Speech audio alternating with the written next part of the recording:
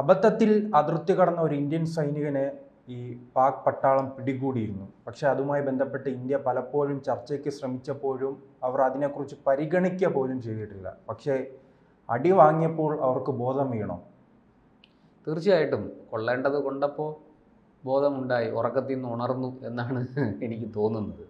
എന്തായാലും നമ്മുടെ ഈ ബംഗാൾ സ്വദേശിയാണ് ഈ പൂർണ്ണം കെ സാഹു. അദ്ദേഹം BSFിലെ ഒരു ജവാനാണ്. ഈ അതിർത്തിയിലെ കർഷകരോടൊപ്പം അവിടെ യാത്ര ചെയ്യുന്ന അവസരത്തിൽ ഈ line of control line of control അല്ല, നമ്മുടെ അതിർത്തി, അതായത് പഞ്ചാബിലെ ഫിറോസ്പൂരിലാണ് ഈ അതിർത്തി കടന്ന് ഇദ്ദേഹം അപ്പുറത്തേക്ക് പോയത്. ഇത് അറിഞ്ഞുകൊണ്ട് ചെയ്തതല്ല, അറിവില്ലാതെ പറ്റിപ്പോയ ഒരു അബദ്ധമാണ്.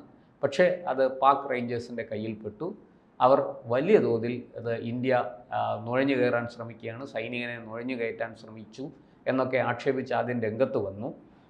പക്ഷേ ഇത് അങ്ങനെയല്ല സംഭവിച്ചത് എന്ന് കാര്യങ്ങൾ വ്യക്തമായിരുന്നു. നമ്മുടെ കൈവശം തെളിവുകളുണ്ടായിരുന്നു. ഈ കർഷകർ ഒക്കെ ഇക്കാര്യം പറഞ്ഞു. കാരണം ഈ അതിർത്തിയിൽ ഒരു പക്ഷേ അങ്ങോട്ടും ഇങ്ങോട്ടും ഒക്കെ ചിലപ്പോൾ ഇവരൊക്കെ അപ്പുറത്തുള്ളവർ ഇപ്പുറത്തും ഇപ്പുറത്തുള്ളവർ അപ്പുറത്തും ഒക്കെ ആയി പോകാറുണ്ട്. അത് ഈ എല്ലാ ദിവസവും ഈ ചില ഫ്ലാഗ് മീറ്റിങ്ങുകളൊക്കെ നടക്കും ഈ സൈനികർ തമ്മിൽ. ആ സമയത്ത് ഇവരെ അങ്ങോട്ടും ഇങ്ങോട്ടും കൈമാറും. സിവിലിയന്മാരെ ഒക്കെ ഇത്തരത്തിൽ അപ്പുറത്തും ഇപ്പുറത്തും പെട്ടുപോകുന്നവരെ കൈമാറാറുണ്ട്. അതിനൊന്നും ഒരു വലിയ ബുദ്ധിമുട്ടുകളോ വലിയ അന്താരാഷ്ട്ര തരത്തിലുള്ള ചർച്ചകളോ ഒന്നും ആവശ്യമില്ല, വലിയ ബുദ്ധിമുട്ടുകളും ഉണ്ടാകാറില്ല. അപ്പോൾ അങ്ങനെ പക്ഷേ ഈ പ്രത്യേക സാഹചര്യത്തിൽ ഈ അതിർത്തി കടന്ന ഒരു BSF ജവാൻ അപ്പുറത്തായിപ്പോയത് പാകിസ്ഥാൻ ഒരു വലിയ വിഷയമായിട്ട് ഉയർത്തി കാണിച്ചിരുന്നു. തുടക്കത്തിൽ നമ്മളും വലിയ പ്രതിരോധത്തിലായി. ഇദ്ദേഹത്തിൻ്റെ ഗർഭിണിയായ ഭാര്യ രംഗത്ത് വരികയും അവർ വലിയ ബുദ്ധിമുട്ടുകൾ അല്ലെങ്കിൽ ആ ഭർത്താവിനെ ജീവൻ നഷ്ടപ്പെടുമോ എന്നുള്ള ഭയം അവർ പങ്കുവയ്ക്കുകയും ഒക്കെ ചെയ്തിരുന്നു. ഈ തിരിച്ചടി പോലും പിന്നെ ഭർത്താവിനെ തിരിച്ചു കിട്ടിയതിന് ശേഷം തിരിച്ചടിക്കാമായിരുന്നു എന്നുള്ള അഭിപ്രായമൊക്കെ അദ്ദേഹത്തിൻ്റെ ഭാര്യ പങ്കുവച്ചിരുന്നു. എന്തായാലും നമ്മുടെ രാഷ്ട്രീയ നേതൃത്വത്തിന് ഉറപ്പുണ്ട്, അദ്ദേഹത്തിന് ഒരു പോറൽ പോലും ഏൽക്കാതെ അദ്ദേഹത്തിന് തിരിച്ചു കിട്ടും എന്നൊരു ഉറപ്പ് അവർക്കുണ്ടായിരുന്നു. എന്തായാലും ഈ സമയത്ത് ദൈവഗത്യാൽ എന്തോ ഒരു അനുകൂലമായ സാഹചര്യത്തിൽ രാജസ്ഥാനിലെ ജയ്സാൽമറിൽ വെച്ചിട്ട് പാക് റേഞ്ചേഴ്സിലെ ഒരു ജവാനും ഇതുപോലെ നമ്മുടെ പിടിയിൽപ്പെട്ടു. അയാളും ഇപ്പുറത്ത് അതിർത്തി കടന്ന് ഇങ്ങോട്ട് വന്നതാണ്. എന്തായാലും അയാളെയും പിടികൂടി. അപ്പോൾ ഇതുപോലെ തന്നെ ഇന്ത്യ പിന്നെ ആരോപിച്ചു, ഇയാൾ ചാരപ്രവർത്തനത്തിന് ഇവിടെ വന്നതാണ്, നമ്മുടെ സൈനികർക്ക് അപകടമുണ്ടാക്കാൻ വന്നതാണെന്നൊക്കെയുള്ള കുറ്റങ്ങൾ നിരത്തി നമ്മളും അതേ രീതിയിൽ തന്നെ തിരിച്ചടിച്ചു. അപ്പോൾ ഈ രണ്ടുപേരെ വെച്ച് വിലപേശൽ കുറച്ച് ദിവസം നടന്നു. അവസാനം ഇപ്പോൾ എല്ലാ അർത്ഥത്തിലും ഈ പാകിസ്ഥാൻ്റെ director general of military operations നമ്മളോട് വെടിനിർത്തൽ ആവശ്യപ്പെടുകയും അതിനായിട്ട് യാചിക്കുകയും ചെയ്യുന്ന ഒരു സാഹചര്യമുണ്ടായി. ഇന്ത്യ ആ യാചന ചെവിക്കൊണ്ടു, താൽക്കാലികമായിട്ട് വെടിനിർത്തി. പക്ഷേ നമ്മൾ കണ്ടീഷൻസൊക്കെ വെച്ചു.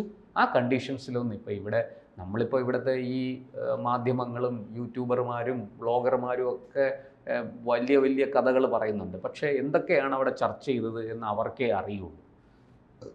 അവർ ചർച്ച ചെയ്ത ചില കാര്യങ്ങളുടെ സാധ്യതകൾ നമുക്ക് പറയാമെന്നേ ഉള്ളൂ. ഒരു പക്ഷേ ഈ തിരിച്ചടിയുമായി ബന്ധപ്പെട്ട് വലിയ രീതിയിൽ മേൽക്കൈ നേടിയെടുക്കാൻ ഇന്ത്യക്ക് കഴിഞ്ഞിട്ടുണ്ട്. തീർച്ചയായും ഇന്ത്യയുടെ ഭാഗത്തു നിന്ന് വലിയ കരാറുകൾ ഉണ്ടായല്ലേ? അതെ, വലിയ കണ്ടീഷനുകൾ ഇന്ത്യ വെച്ചിട്ടുണ്ട്. അതിലൊന്ന് പൂർണ്ണം കെ സാഹുവിനെ ഒരു പോറൽ പോലും ഏൽപ്പിക്കാതെ തിരികെ തരണം എന്നുള്ളതാണ്. അങ്ങനെ തിരികെ തന്നില്ലെങ്കിൽ നിങ്ങളുടെ ജവാൻ ഇവിടെയുണ്ട്, ആ ജവാനും അതിൻ്റെ ബുദ്ധിമുട്ടുകൾ അനുഭവിക്കേണ്ടി വരും എന്ന് ഇന്ത്യ വ്യക്തമായിട്ട് പറഞ്ഞിട്ടുണ്ടാകും. അതിനുള്ള സാധ്യത വളരെ കൂടുതലാണ്. ഇതിപ്പോൾ അവരവിടെ എന്തൊക്കെയാണ്, ഇത് നയതന്ത്ര തലത്തിലും സൈനിക തലത്തിലും ഒക്കെയുള്ള ചർച്ച നമ്മൾ ഈ സാധാരണ പറയുന്ന ഒരു മേശയ്ക്ക് ചുറ്റും ഇരുന്ന് സംസാരിക്കുന്നത് പോലെ അല്ല. അതിനൊക്കെ ചില നോംസ് ഉണ്ട്, അതിന് ചില ടേംസ് ആൻഡ് കണ്ടീഷൻസ് ഉണ്ട്. ആ രീതിയിൽ എന്തൊക്കെ പറയാം, എന്തൊക്കെ പറയരുത് എന്നൊക്കെയുണ്ട്. പരസ്പരം പ്രകോപിപ്പിക്കുന്ന വാക്കുകൾ ഉപയോഗിക്കരുത്. ഇങ്ങനെ അപ്പോൾ നമ്മൾ നയതന്ത്ര വിദഗ്ധർ ചാനൽ ചർച്ചയിലൊക്കെ വരുന്ന TP ശ്രീനിവാസൻ സാറിനെയൊക്കെ പോലെയുള്ളവരുടെ അടുത്തൊക്കെ സംസാരിച്ചാൽ മനസ്സിലാവും. അവർക്കൊക്കെ അത് പരിചിതമാണ്. അവർ പല വിദേശ രാജ്യങ്ങളിലും ജോലി ചെയ്തവരാണ്, അവർ ഉന്നത സ്ഥാനം വഹിച്ചിരുന്നവരാണ്, അവർക്കതൊക്കെ അറിയാം. എന്തായാലും ഈ ഇന്ത്യയുടെ പിടിയിലായ പാക് ജവാനെയും നമ്മളിപ്പോൾ കൈമാറിയിട്ടുണ്ട്. അതിർത്തിയിൽ രണ്ടുപേരെയും അങ്ങോട്ടും ഇങ്ങോട്ടും ഇന്ന് രാവിലെ 11:30 ആ കൈമാറ്റം നടന്നത്. എന്തായാലും പൂർണ്ണം കെ സാഹുവിൻ്റെ ഭാര്യയ്ക്കും സന്തോഷമായിട്ടുണ്ട്. അദ്ദേഹം ഏപ്രിൽ 23 22 ഈ ആക്രമണം നടക്കുന്നു, 23 അദ്ദേഹം പിടിയിലാകുന്നു, ഈ പാക് റേഞ്ചേഴ്സിൻ്റെ പിടിയിലാകുന്നു. അതിനുശേഷം ഏതാനും ദിവസങ്ങൾ കഴിഞ്ഞാണ് ഈ പാക് ജവാൻ പിടിയിലായത്. പാക് ജവാൻ്റെ പേരോ മറ്റു വിവരങ്ങളോ ഒന്നും നമ്മൾ പുറത്ത് വിട്ടിട്ടില്ല. അതിനെക്കുറിച്ച് വലിയ ചർച്ചകളൊന്നും കണ്ടില്ല. പക്ഷേ എന്തായാലും ഇപ്പോൾ ആ പിടിയിലായ ജയ്സാൽമറിൽ വെച്ച് പിടിയിലായ പാക് ജവാനെ നമ്മൾ അങ്ങോട്ട് കൊടുത്തു. പകരം പൂർണ്ണം കെ സാഹുവിനെ മടക്കി വാങ്ങി. അദ്ദേഹത്തിന് നിലവിലെ അറിവനുസരിച്ച് അദ്ദേഹത്തിന് ഏതെങ്കിലും തരത്തിലുള്ള ശാരീരിക പീഡനം ഉണ്ടായതായിട്ട് വിവരമൊന്നുമില്ല. അതുപോലെ തന്നെ നമ്മൾ കൈമാറിയ ജവാനും ശാരീരികമായ ഒരു തരത്തിലുള്ള പീഡയും ഏറ്റിട്ടില്ല. ഇനി മറ്റെന്തെങ്കിലും മാനസിക പ്രയാസങ്ങൾ ഇദ്ദേഹത്തിന് ഉണ്ടാക്കിയിട്ടുണ്ടോ എന്നൊക്കെ ഉള്ളത് ഇനി അറിയേണ്ടിയിരിക്കുന്നു. അദ്ദേഹത്തിന് എന്തായാലും വളരെ പെട്ടെന്ന് തന്നെ ആശുപത്രിയിലേക്ക് മാറ്റും. ആശുപത്രിയിൽ വിശദമായ ആരോഗ്യ പരിശോധന കഴിഞ്ഞതിന് ശേഷമായിരിക്കും അദ്ദേഹത്തെ വേണ്ട കൗൺസിലിംഗ് ഒക്കെ കൊടുത്തിട്ടായിരിക്കും അദ്ദേഹത്തിനെ കൂടുതൽ നമ്മുടെ സൈനിക ഉദ്യോഗസ്ഥർ തന്നെ സംസാരിക്കും, ചോദ്യം ചെയ്യും. കാരണം അതാണ് അതിൻ്റെ നിയമം, അതാണ്. അവിടെ എന്തൊക്കെ സംഭവിച്ചു എന്നറിയണം. ഈ പിടിയിലായ പൂർണ്ണം സാഹുവിനോട് അവരെങ്ങനെയാണ് പെരുമാറിയത് എന്നറിയണം. അങ്ങനെ ഒട്ടനവധി വിവരങ്ങൾ വരാനുണ്ട്. അത് ഈ പറഞ്ഞതുപോലെ വലിയ രീതിയിൽ നമ്മുടെ സൈന്യം അത് വേണ്ട രീതിയിൽ എങ്ങനെയാണോ അത് കൈകാര്യം ചെയ്യേണ്ടത് ആ രീതിയിൽ അത് കൈകാര്യം ചെയ്യും. എന്തായാലും ഒരു കാര്യം ഉറപ്പാണ്, പാകിസ്ഥാൻ വലിയ സമ്മർദ്ദത്തിന് അടിപ്പെട്ടിരിക്കുകയാണ്. അവർക്ക് ഇന്ത്യക്കെതിരെ ഇനി അടുത്ത കാലത്തെങ്ങും തല ഉയർത്താൻ സാധിക്കില്ല. അവർ ഈ ഭീകരന്മാരെ ഉപയോഗിച്ച് നടത്തിയിരുന്ന നിഴൽ യുദ്ധം ഏതാണ്ട് അവസാനിച്ച മട്ടാണ്. 21 കേന്ദ്രങ്ങൾ നമ്മൾ ലക്ഷ്യമിട്ടെങ്കിലും 9 കേന്ദ്രങ്ങൾ മാത്രമേ ആക്രമിച്ചുള്ളൂ. എന്തുകൊണ്ട് ഈ ബാക്കി 12 കേന്ദ്രങ്ങളെ നമ്മൾ ഒഴിവാക്കി എന്നൊരു ചോദ്യമുണ്ട്. അതിനൊക്കെയുള്ള ഉത്തരം ഭാവിയിൽ കിട്ടും. കാരണം ഒരു പക്ഷേ അത് അതോടൊപ്പം തന്നെ ഇത്തരം ഈ അവസാന ഘട്ടത്തിലെ അവസാന ഘട്ടം ഇപ്പോൾ തുറന്നു പറയുകയാണ്, ഞങ്ങളുടെ ഈ എയർ ബേസുകൾ തകർക്കപ്പെട്ടിട്ടുണ്ട്. ഇപ്പോൾ ഏറ്റവും കുറച്ച് കണക്കുകളാണ് പറയുന്നത്. 11 പട്ടാളക്കാർ കൊല്ലപ്പെട്ടു, 40-ലധികം സാധാരണക്കാർ കൊല്ലപ്പെട്ടു. അങ്ങനെ അവർ പതുക്കെ സത്യങ്ങൾ പുറത്ത് പറയുകയാണല്ലോ. അതെ, പാകിസ്ഥാൻ ഒരിക്കലും പരിപൂർണമായിട്ടും സത്യം തുറന്നു പറയില്ല. കഴിഞ്ഞ ദിവസവും നമ്മൾ ഈ സോഷ്യൽ മീഡിയയിൽ ചില ദൃശ്യങ്ങൾ പുറത്തു വന്നു. പാകിസ്ഥാനിൽ ഈ വലിയ തോതിൽ ഈ ശവസംസ്കാരം നടക്കുന്ന ആ ചടങ്ങിൻ്റെ ദൃശ്യങ്ങളാണ് പുറത്തു വന്നത്. അതിനകത്ത് പറയുന്നത് അത് ആ വിവരം പങ്കുവച്ചിരിക്കുന്നത് എൻ്റെ ഒരു സുഹൃത്താണ്. അദ്ദേഹം പറയുന്നത് മരണം 100 ചെറിയ അളവിലല്ല മരണം സംഭവിച്ചിരിക്കുന്നത്, വലിയ അളവിൽ മരണം സംഭവിച്ചിട്ടുണ്ട്.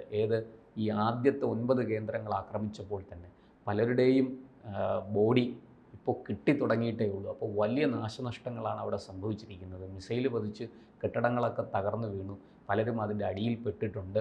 അവരുടെയൊക്കെ ശവശരീരങ്ങൾ, മൃതദേഹങ്ങൾ ഇപ്പോൾ കിട്ടിത്തുടങ്ങുന്നതേ ഉള്ളൂ. അപ്പോൾ അതിനനുസരിച്ച് അതിൻ്റെ മറ്റ് ചടങ്ങുകൾ, അതിൻ്റെ നിയമ നടപടികളൊക്കെ പൂർത്തിയാക്കി.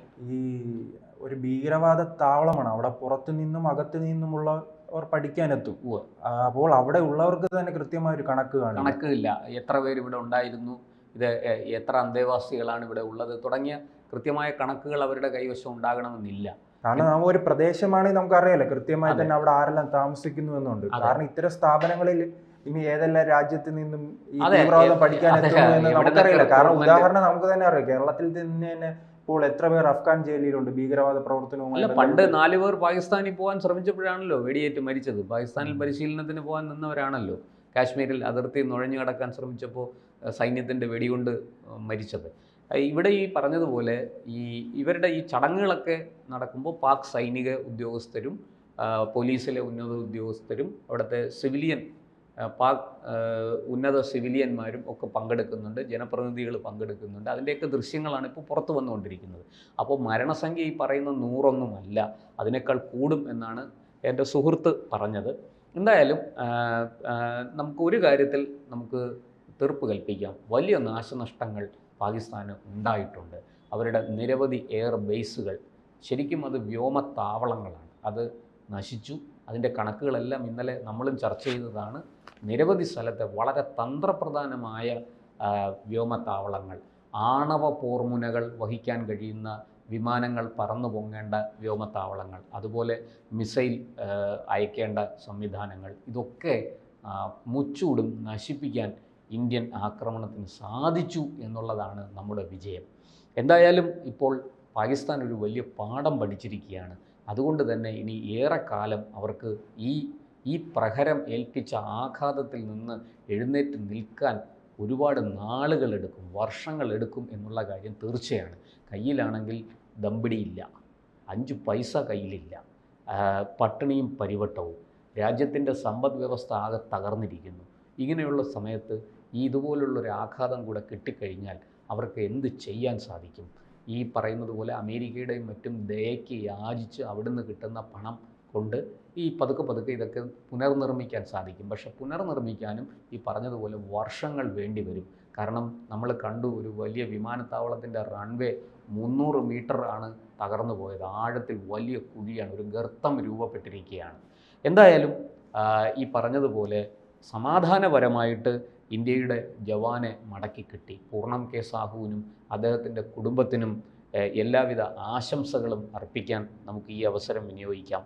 അദ്ദേഹത്തിന് ഒരു പരിക്കുമില്ലാതെ, ഒരു കേടുപാടുകളുമില്ലാതെ അദ്ദേഹത്തെ മടക്കി കിട്ടി.